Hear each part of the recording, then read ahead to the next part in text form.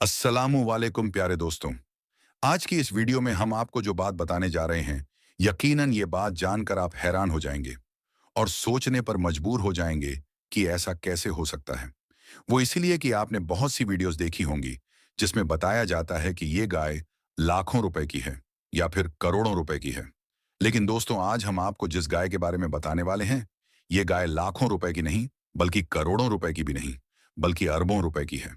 दोस्तों, ये सुनकर आप हैरान हो गए होंगे और आपने सोचा होगा कि गाय की कीमत इतनी ज्यादा कैसे हो सकती है। गाय कोई हीरा या सोना तो नहीं जो उसकी कीमत इतनी होगी। लेकिन मेरे प्यारे दोस्तों, ये हकीकत है। उस गाय ऐसा क्या था जो उसकी कीमत अरबों रुपए की थी।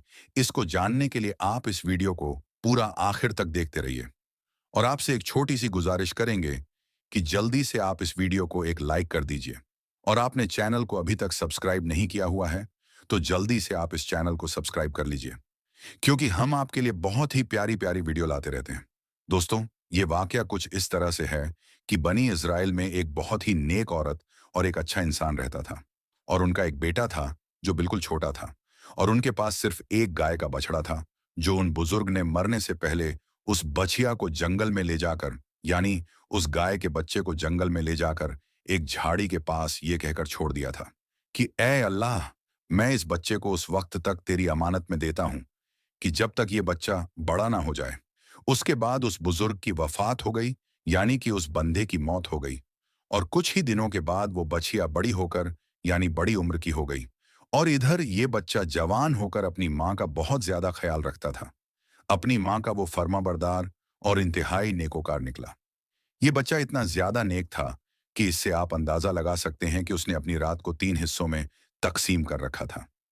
एक हिस्सा में वो सोता और एक हिस्से में वो इबादत करता और एक हिस्से में वो अपनी माँ की खिदमत करता था और रोजाना सुबह जंगल से लकड़ियां काट कर लाता था और उनको बेच देता था और जो भी पैसा उससे मिलता, उन पैसों में से कुछ पैसों को गरीबों में बांट देता था और जो कुछ बचता था वो अपने ऊपर खर्च करता था और फिर उसके बाद जो भी पैसे होते थे और वो सारे के सारे पैसे अपनी माँ को दे देता था। एक दिन उस लड़के की माँ ने कहा कि मेरे प्यारे बेटे, तुम्हारे बाप ने जंगल में एक गाय छोड़ी थी जिसको उन्होंने झाड़ियों के पास जंगल में अल्लाह की अमानत में सौंप दिया था। अब तू झाड़ियों के पास जाकर ये दुआ मांगो कि या खुदा, तू मेरे बाप की दी हुई अमानत मुझे वापस दे दे। और उस बछड़े की निशानी ये है कि वो पीली रंग की है और उसकी खाल इस तरह से चमक रही होगी कि गोया सूरज की किरणें उसके जिस्म से निकल रहे हों। ये सुनकर लड़का जंगल में उस झाड़ी के पास चला गया और दुआ मांगी तो फौरन ही वो गाय दौड़ती हुई जाकर उसके पास खड़ी हो गई और ये उसको पकड़कर घर आया तो उसकी माँ ने कहा कि बेटा, इस गाय को ले जाकर 3 दीनार में बेच डालो, लेकिन किसी ग्राहक को बगैर मेरे मशवरे के मत देना। यानी कि जब किसी आदमी को इस गाय को बेचना होगा तो उस आदमी के बारे में मुझे बता देना कि मैं इस आदमी के पास इस गाय को बेच रहा हूं। उन दिनों बाजार में गाय की कीमत 3 दीनार ही थी। बाजार में एक ग्राहक आया और हकीकतन वो एक फरिश्ता था। उसने कहा कि गाय की कीमत 3 दिनार है, लेकिन मैं तुम्हें उससे ज्यादा दूंगा मगर तुम अपनी माँ से मशविरा किए बगैर ही मेरे हाथ में उस गाय को बेच डालो। लड़के ने कहा कि तुम चाहे जितनी भी ज्यादा कीमत दे दो, मगर मैं अपनी माँ से मशविरा किए बगैर हरगिज गाय को नहीं बेचूंगा। फिर लड़के ने घर आकर सारा माजरा अपनी माँ को सुना डाला तो माँ ने कहा कि शायद ये ग्राहक कोई फरिश्ता होगा, इसीलिए मेरे बेटे, तुम उससे मशविरा करो कि गाय को अभी बेचे या ना बेचे। चुनांचे उस लड़के ने बाजार में उस ग्राहक से मशविरा किया तो उसने कहा कि अभी तुम इस गाय को मत बेचो, क्योंकि बाद में इस गाय को हजरत मूसा अलैहिस्सलाम के लोग खरीद कर ले जाएंगे। तो तुम इस गाय को चमड़े में सोने भरकर उसकी कीमत मांगोगे तो वो लोग तुम्हें इतनी ही कीमत देकर खरीद लेंगे। यानी कि तुम अगर उस वक्त उस गाय को बेचोगे तो तुमको इतनी ज्यादा दौलत दी जाएगी कि तुम सबसे बड़े अमीर हो जाओगे। चुनांचे चंद ही दिनों के बाद बनी इज़राइल के एक बहुत ही मालदार आदमी जिसका नाम आमिल था, उसके चचा के दोनों लड़कों ने उसको कत्ल कर दिया और उसकी लाश को एक वीरान जगह पर फेंक दिया। सुबह सुबह कातिल की तलाश शुरू की गई, मगर जब कोई सुराग ना मिला तो कुछ लोग हजरत मूसा अलैहिस्सलाम की खिदमत में हाजिर हुए और कातिल का पता पूछा। ऐ हजरत मूसा अलैहिस्सलाम, बादशाह को किसने कत्ल किया है, आप बता दीजिए। आपने फरमाया कि तुम लोग एक गाय खरीद लाओ और उसकी जबान या दुम की हड्डी से लाश को मारो, तो वो लाश खुद ही जिंदा होकर अपने कातिलों का नाम बता देगा। ये सुनकर बनी इज़राइल ने गाय के रंग और उसके उम्र के बारे में पूछा, और जब वो अच्छी तरह से समझ गए कि किस तरह की गाय चाहिए, तो ऐसे ही गाय की तलाश शुरू कर दी। यहां तक कि जब ये लोग उस लड़के के गाय की तरफ पहुंचे, तो हूबहू वही गाय थी जैसे उन लोगों को जरूरत थी। चुनांचे उन लोगों ने उस गाय को उसके चमड़े में भरकर उसको सोना और उसकी कीमत देकर खरीदा, और उसकी जबान या दुम की हड्डी से जिसको कत्ल किया गया था, उसकी लाश को मारा, तो वो जिंदा होकर बोल उठा कि मेरा कातिल मेरे चचा के दोनों लड़के हैं, जिन्होंने मेरे माल के लालच में मुझे कत्ल कर दिया है। चुनांचे उन दोनों कातिलों को कत्ल कर दिया गया और उनको यही सजा दी गई। और वो नेक लड़के का, यानी जिसके पास वो गाय थी, वो अपनी बोरी में सोना भरकर अपने घर ले गया और अपनी मां के सामने पेश कर दिया। और वो लड़का अपने इलाके में सबसे ज्यादा मालदार आदमी हो गया, सबसे ज्यादा उसके पास दौलत हो गई। दोस्तों, अगर आप इस वाकये में गौर करेंगे, तो आपको पता चलेगा कि माँ बाप के फर्मा बरदार औलाद और उनकी खिदमत करने वालों को गैब से बेशुमार रिस्क का सामान अल्लाह तबारक व तआला अता फरमाता है। दोस्तों देख लो, इस यतीम लड़के को ही, जिसकी खिदमत और फरमाबरदारी की बदौलत अल्लाह तबारक व तआला के कुदरत और उसको सबसे बड़ा मालदार और खुशहाल बना दिया। और दोस्तों एक बात यह भी है कि जो अपना माल अल्लाह तबारक व ताला की अमानत में सौंप देता है, अल्लाह ताला उसकी हिफाजत फरमाता है और उसमें बेहिसाब खैर व बरकत अता फरमाता है। जरा आप सोचिए कि उस बंदे ने जब उस गाय को जंगल में अल्लाह तबारक व ताला के भरोसे अल्लाह की अमानत में सौंपा था, तो उस जंगल में दरिंदे और शेर और अजीब अजीब तरह के जानवर हो सकते थे, लेकिन उसके बावजूद भी उस गाय को किसी ने नुकसान नहीं पहुंचाया, इसलिए क्योंकि उस बंदे ने अल्लाह तबारक व ताला की अमानत में उस गाय को सौंप दिया था। इसलिए दोस्तों, आप घर से निकलते हैं तो अल्लाह तबारक व ताला की बारगाह में ये दुआ करें कि अल्लाह मेरे घर वालों को सलामत रखना और मुझे भी सलामत रखना। तो अल्लाह ताला की अमानत में आप रहेंगे और अल्लाह ताला आपकी हिफाजत फरमाएगा। मेरे दोस्तों, एक और बात जान लीजिए, ये एक बहुत ही एक अहम और शानदार कुरानी वाकया है, और इसी वाकया की वजह से कहुरान मजीद की उस सूरत को, यानी सूरह बकरा, गाय वाली सूरत नाम रखा गया है, जो आपको पहले पारे में मिल जाएगा। अगर आप चाहे तो कुरान पाक की तिलावत करके पूरा वाकया जान सकते हैं। प्यारे दोस्तों, हर वक्त चाहे कोई चीज हो, आपको बहुत ही अजीज हो, तो आप अल्लाह तबारक व ताला से दुआ करके बस अल्लाह की अमान में दे दीजिए। बेशक अल्लाह तबारक व ताला उसकी हिफाजत फरमाएगा। याद रखिए, जिसे अल्लाह तबारक व ताला दौलत देता है, तो उसको आजमाता भी है कि वो शख्स दी हुई दौलत को कहाँ इस्तेमाल करता है और क्या गरीबों को अपने से कमतर समझता है। अल्लाह पाक अपने तरीके से आजमाता है। अल्लाह तबारक व ताला बेहतर जानता है। अल्लाह ताला से दुआ है कि हम सब मुसलमानों को कहने सुनने से ज्यादा अमल करने की तौफीक अता फरमाएं। दोस्तों, अब आगे इस वीडियो में हम आपको एक गाय और इंसान के बच्चे का वाकया सुनाने वाले हैं। जब लोगों को पता चला कि नसीम नाम के आदमी की गाय ने इंसान का बच्चा पैदा किया है, तो लोगों ने उसके साथ क्या किया और गाय के इंसान का बच्चा पैदा करने का पूरा वाकया क्या था, आइए जानते हैं आज की इस वीडियो में। आपसे गुजारिश है कि आप इस वीडियो को आखिर तक जरूर देखें। दोस्तों, आज से तकरीबन 8 से 10 साल पहले, और अक्सर आज के वक्त में भी ये होता है कि डॉक्टरों की पूरी टीम गांव देहात में जाकर कैंप लगाती है ताकि लोगों का इलाज आसानी से किया जा सके। और आज की ये कहानी भी इसी तरह कैंप में गए एक डॉक्टर शरीफ ने बताई है। शरीफ डॉक्टर कहते हैं कि शाम का वक्त था, सर्दी बढ़ रही थी, ये अक्टूबर का महीना था। रात के वक्त वैसे भी ठंड थोड़ी बढ़ जाती है। हम लोग अपना कैंप समेटने लगे। पूरा दिन कैंप में लोगों को चेक कर करके हम सभी डॉक्टर्स थक गए थे। कैंप समेटा जा रहा था कि एक आदमी सामने से भागता हुआ हमारी तरफ आया। उस आदमी की हालत देखकर लग रहा था कि वो बहुत इमरजेंसी में है। मैंने उसे देखा तो फौरन ही उठकर खड़ा हो गया और पूछा, क्या बात है बाबा जी? मेरी बात सुनकर वो हाँफने लगा और कहने लगा, जल्दी मेरे घर चलो, मेरे घर में बच्चा पैदा होने लगा है।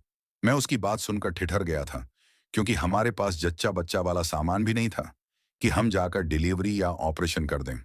तभी मैंने उससे सवाल किया कि तुम्हारी बीवी की उम्र क्या है? उसने कहा 36 साल। मैंने कहा, फिर तो तुम्हारी बीवी की डिलीवरी करना हमारे लिए मुश्किल होगा। हो सकता है कि उसे ऑपरेशन की जरूरत हो सकती है, और ऐसे में हमारे पास इस तरह का सामान नहीं है। लेकिन उसने मेरी बात ना सुनी और कहने लगा, सब जल्दी से मेरे घर चलो, मुझे किसी चीज की परवाह नहीं, तुम लोग मेरे साथ चलो, नहीं तो मेरा बच्चा जाया हो जाएगा।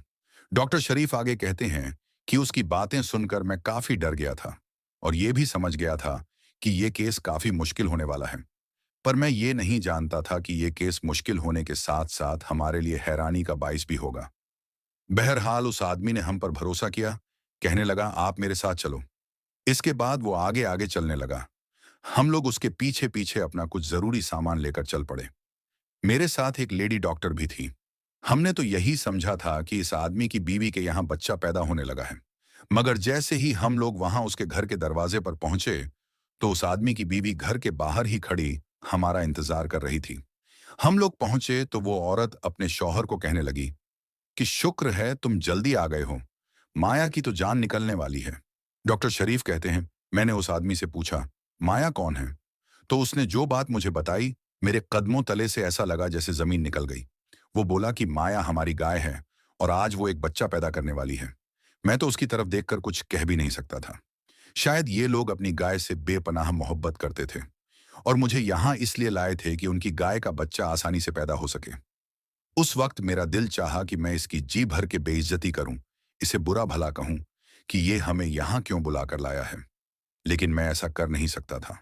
वो अपनी गाय की वजह से इतना ही परेशान था जितना लोग अपनी बीवी के मामले में होते हैं। सच पूछो तो मुझे अब उस आदमी पर गुस्सा नहीं, बल्कि हंसी भी आ रही थी कि वो अपनी गाय को लेकर इतना संजीदा था और इतना परेशान भी था कि जैसे वो उसकी गाय नहीं, बीवी है। खैर हम लोगों ने कोई बात नहीं की और ना ही बुरा भला कहा, बल्कि मैंने उससे कहा कि तुम्हारी गाय का इलाज वैसा ही होगा जैसा इंसानों का होता है, तुम फिक्र नहीं करो। मेरी बात सुनकर वो तो खुश हो गया और बोला, ऐसा करना बहुत जरूरी है, वरना मेरी बीवी मुझसे नाराज हो जाएगी। डॉक्टर शरीफ कहते हैं कि मेरी नजर अचानक बार बार उस आदमी की बीवी पर जा रही थी। ऐसा नहीं था कि मैं उसे किसी दूसरी या गलत नजर से देख रहा था, लेकिन वो मुझे बहुत पुरस्रार सी लग रही थी। उसकी आंखों में अजीब सी शरारत और खवासत थी। ऐसा लगता था कि वो कोई बात हम सबसे छुपा रही है, मगर किसी के सामने भी कहना नहीं चाहती। वो औरत बार बार हमारे आसपास मंडरा रही थी। कभी कहती कि मेरी गाय को पानी पिला दो, तो कभी कहती कि इसे चारा खिला दो। मैं उसकी इन बातों से अंदाजा लगा पा रहा था कि गाय के बारे में वो भी बड़ी संजीदा थी। बिलाखिर हमने एक इंजेक्शन करीबी स्टोर से मंगवाया और गाय को लगा दिया। इंजेक्शन लगाने की देर थी कि गाय ने हलचल करना शुरू कर दी। ऐसा लगता था कि वो अभी बच्चा जन्म देने वाली है। आमतौर पर जब भी कोई जानवर बच्चा पैदा करता है तो वो जमीन पर ही रखा जाता है, मगर जैसे ही गाय का बच्चा जन्म देने की बारी आई तो उस आदमी की बीवी फौरन भागकर एक कंबल ले आई। कंबल बड़ा खूबसूरत और नरम था। मैं उसे देखकर हैरान रह गया। मैंने पूछा, ये सब क्या है? तो उसकी बीवी बोली कि गाय जो अपना बच्चा जन्म देगी वो इसी पर आएगा। हम अपनी गाय के बच्चे को जमीन पर गिरने नहीं देंगे। मैं उसकी इन बातों से हैरान भी हो रहा था, लेकिन कुछ बोला नहीं। उस औरत ने गाय के आगे एक चारपाई रख दी और एक कंबल भी रख दिया। हम लोग तो ये सोच रहे थे कि यहाँ ज्यादा देर नहीं रुकना है, बस गाय बच्चा जन्म देगी और हम लोग चले जाएंगे। लेकिन ऐसा नहीं हुआ, क्योंकि अगले कुछ ही मिनटों में हम वो मनाजिर देखने लगे थे जो कि बहुत ही हैरान कुन था। उस औरत ने चारपाई पर कंबल रखा और चारपाई गाय के आगे कर दी। हमने सोचा कि अभी शायद डिलीवरी होने में वक्त है, इसीलिए क्यों ना अंदर बैठकर थोड़ा आराम कर लिया जाए, क्योंकि धीरे धीरे रात होती जा रही थी और मौसम भी ठंडा होने लगा लगा था। अब हम उस आदमी के साथ जो हमें बुलाकर लाया था, उसके साथ उसके घर के आंगन से निकलकर अंदर कमरे में जाकर बैठ गए। अभी हमें बैठे हुए 10 से 12 मिनट ही हुए होंगे कि हमारे कानों में आवाज आई कि जल्दी आओ, गाय का बच्चा पैदा होने लगा है। शरीफ डॉक्टर कहते हैं कि हम लोग जब वहां गए तो जो कुछ हमने वहां देखा उसे देखकर हैरान रह गए, क्योंकि वहां कोई गाय का बच्चा तो था ही नहीं, बल्कि एक इंसान का बच्चा था जो गाय के पास रखा हुआ था। लेकिन उस बच्चे को देखकर यह बिल्कुल नहीं लग रहा था कि यह बच्चा अभी पैदा हुआ है। पहले पहल तो मुझे समझ ही नहीं आया था कि यह बच्चा इंसानी है, मगर फिर जैसे ही हम लोगों ने गौर से आंखें झपक कर बार बार उसे देखा तो वाकई में वो एक इंसानी बच्चा ही था। हम सब लोग हैरान थे। मेरी हैरानी सबसे ज्यादा थी, क्योंकि मैंने आज तक किसी जानवर को इंसान से प्यार करते भी नहीं देखा था।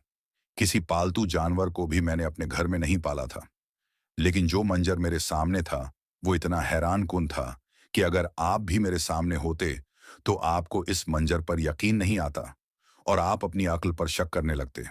उस आदमी की बीवी आगे बढ़ गई उसने खुशी खुशी उस बच्चे को कंबल में लपेट लिया और कहने लगी कि डॉक्टर साहब, अब बच्चे को कोई वैक्सीन या इंजेक्शन वगैरह लगा दो ताकि आगे आने वाले वक्त में वो बीमार ना हो।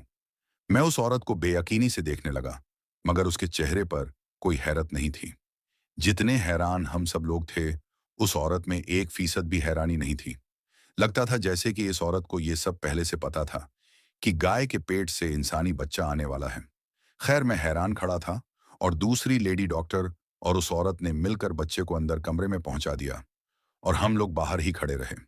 इसके बाद अचानक गाय की हालत अजीब होने लगी। गाय की हालत इतनी अजीब होने लगी कि लोग भी डर गए थे। वो बिदकने लगी थी। गाय का इस कदर पागल होना हमें भी परेशान कर रहा था, जबकि वो आदमी जो हमें यहां लेकर आया था, वो खुद भी हक्का बक्का खड़ा था। ये सब उसकी भी समझ से बाहर था कि ये सब कुछ मुमकिन कैसे हुआ। वो आदमी मुझे देखकर रोने लगा और बोला कि मैं बर्बाद हो गया हूं। आज तो मेरे साथ वो होगा जो जिंदगी में कभी नहीं हुआ। मैं लुट गया हूं, मेरी दुनिया तबाह हो गई। मैं एक कमजोर मर्द हूं। उसकी बातें टूटी फूटी थीं और मुझे कुछ समझ नहीं आ रहा था कि वो क्या कह रहा है। उसका नाम नसीम था। मैंने कहा, नसीम, क्या बात है? मैं समझ सकता हूं कि तुम्हारी गाय की तबीयत बिगड़ रही है, पर इसमें रोने वाली क्या बात है? मैं खुद हैरान था और उससे ठीक तरीके से बात नहीं कर पा रहा था। मुझे लगा कि शायद वो गाय की तबीयत के बारे में बात कर रहा है। कहने लगा कि नहीं, मैं अपनी गाय की वजह से परेशान नहीं हूं, बल्कि मुझे तो इस बच्चे ने लूट लिया। मुझे इस बच्चे ने कहीं का नहीं छोड़ा। वो आदमी अपने सर को पीटता हुआ एक तरफ बैठ गया था, जबकि मेरी तवज्जो सारी की सारी उस गाय की तरफ चली गई। ऐसा लग रहा था जैसे किसी ने गाय को बहुत ज्यादा मारा पीटा है। लेकिन मुझे नसीम ने बताया कि ऐसी बात नहीं है। दरअसल किस्सा बहुत मुख्तलिफ है। आप भी सुनेंगे तो हैरान रह जाएंगे और मेरे ऊपर रोएंगे। नसीम ये कहकर मेरे सामने ही बैठ गया। मैंने उससे पूछा कि क्या माजरा है, इसमें रोने वाली क्या बात है?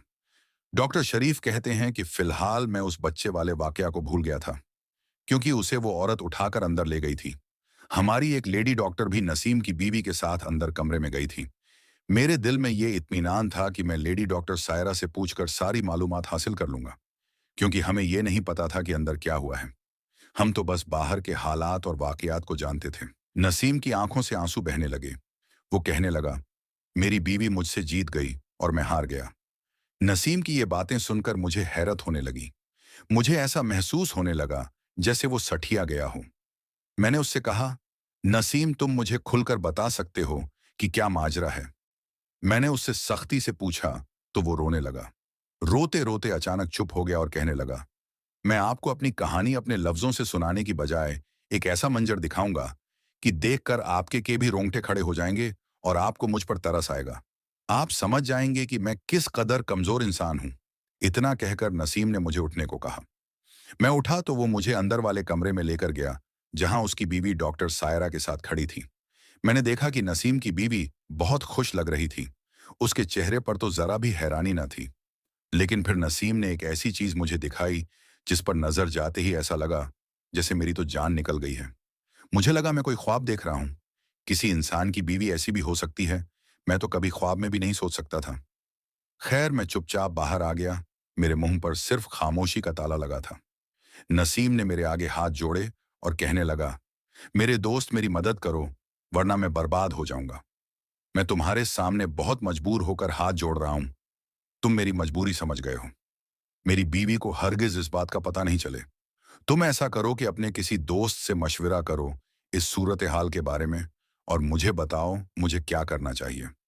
मेरे पास सिर्फ 1 हफ्ते का वक्त है, उसके बाद मैं मुकम्मल तौर पर बर्बाद हो जाऊंगा। डॉक्टर शरीफ कहते हैं कि नसीम के जुड़े हुए हाथ देखकर मुझे तरस आ गया। मैंने सोचा कि मुझे नसीम की मदद करनी चाहिए। वो बहुत बड़ी मुसीबत में मुब्तला था। उसकी हर एक चीज खतरे में थी। अगरचे उसके घर में एक इंसानी बच्चा आ गया था, लेकिन नसीम की तो जान पर बनी हुई थी। अगर नसीम की जगह कोई भी होता तो ऐसा ही सोचता। मैंने नसीम से वादा किया कि मैं उसकी मदद करूंगा। डॉक्टर सायरा जब कमरे से बाहर आई तो मैंने उन्हें भी सारी बात बता दी।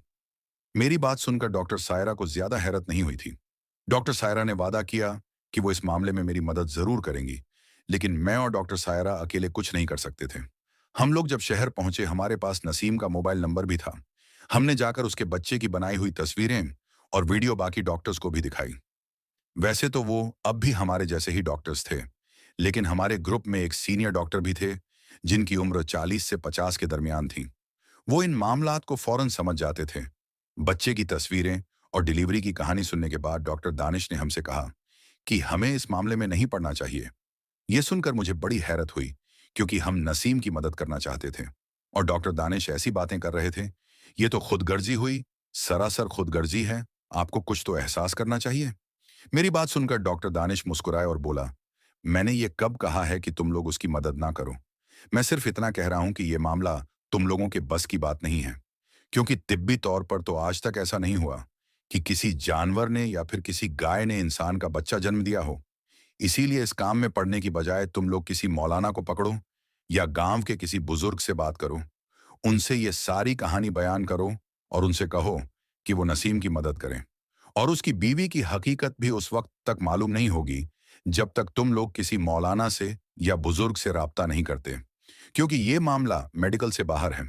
डॉक्टर दानिश की बात अब मेरी समझ में आ गई थी। सायरा ने भी मुझसे कहा कि किसी मौलाना या बुजुर्ग से बात करनी चाहिए, क्योंकि ऐसे मसाइल में उनका मशवरा लेना बड़ा जरूरी होता है। मैं भी ये बात समझ गया था। मेरे पास वक्त कम था, मेरी मसरूफियत भी बहुत ज्यादा थी। लेकिन मुझे नसीम के जुड़े हुए हाथ याद आ गए। उसने मुझसे बहुत बड़ी बात कही थी। नसीम ने कहा था कि मेरे दोस्त मुझे बर्बाद होने से बचा लो। इसीलिए मैंने मौलाना साहब के सामने जाकर सारी कहानी बयान कर दी। सारी बात सुनने के बाद वो भी हैरान हो गए। कहने लगे, मैंने आज तक ऐसी किसी चीज के बारे में नहीं सुना। पहली बार मैं तुमसे सुन रहा हूं। मेरे पास कई केस आए हैं, लेकिन जो तुम बता रहे हो कि एक गाय ने इंसानी बच्चा जन्म दिया है, ऐसा मैंने पहली बार सुना है। लेकिन मैं तुम्हारे साथ चलने को तैयार हूं, क्योंकि नसीम भी मुसलमान है और हमें उसकी मदद इस मुश्किल घड़ी में जरूर करनी चाहिए और पीछे नहीं हटना चाहिए। अल्लामा साहब की बात बात सुनकर मुझे बड़ा हौसला हुआ। मैंने उनको वो चीज भी दिखा दी जो नसीम ने मुझे दी थी। मैंने नसीम की चीज अल्लामा साहब को दे दी। वो भी बड़े हैरान थे। कहने लगे कि हमें जल्द से जल्द वापस नसीम के गांव चलना होगा। हम लोग अगले ही दिन एक बड़ी सी गाड़ी में बैठकर नसीम के घर की तरफ रवाना हो गए। नसीम का घर अगरचे यहाँ से काफी दूर था, लेकिन हमने गाड़ी तेज रफ्तार से चलाई। कुछ ही घंटों के बाद हम नसीम के घर के सामने मौजूद थे, मगर वहां पर लोगों का हुजूम देखकर हम लोग हैरान हो गए थे। नसीम के घर के बाहर बहुत सारे लोग जमा थे। हमें लगा कि शायद कोई नागहनी आफत आ गई होगी। खैर, हम लोग गाड़ी से नीचे उतरे। देखा तो नसीम के घर में बहुत सारी बातें हो रही थीं। पूरे गांव के लोग जमा थे और लोग आपस में बातचीत कर रहे थे। सब लोग उस बच्चे को देखने आए थे, जिसके बारे में ये मशहूर था कि ये बच्चा गाय ने जन्म दिया था। नसीम की बीवी खुशी खुशी सबको वो बच्चा दिखा रही थी। उसकी आंखों में एक अजीब सी मस्ती थी।